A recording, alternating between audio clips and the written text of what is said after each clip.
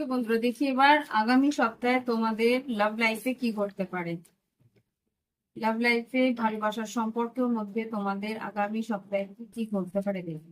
Please আমাকে cards দাও।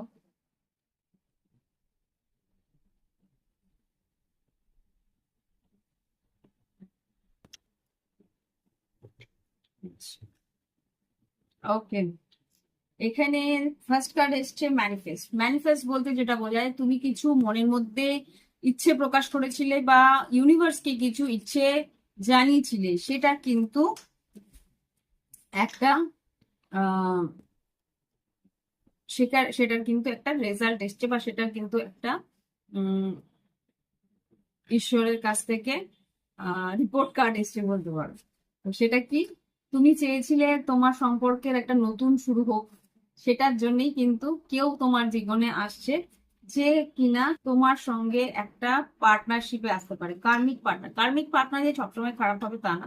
তোমার পার্টনার তোমার সঙ্গে যে কর্মগুলো আছে সেগুলো কিন্তু ভাগ করে নিতে চাইছে।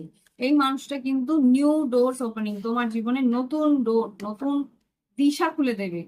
সে কি তোমাকে, সে কিন্তু বুঝতে পারছে হুম যে যে তোমার ভালোবাসার সম্পর্কের একজন সাথী, তোমার সঙ্গে তার একটা সোল কন্ট্রাক্ট আছে, সেটা সে বুঝতে পারছে।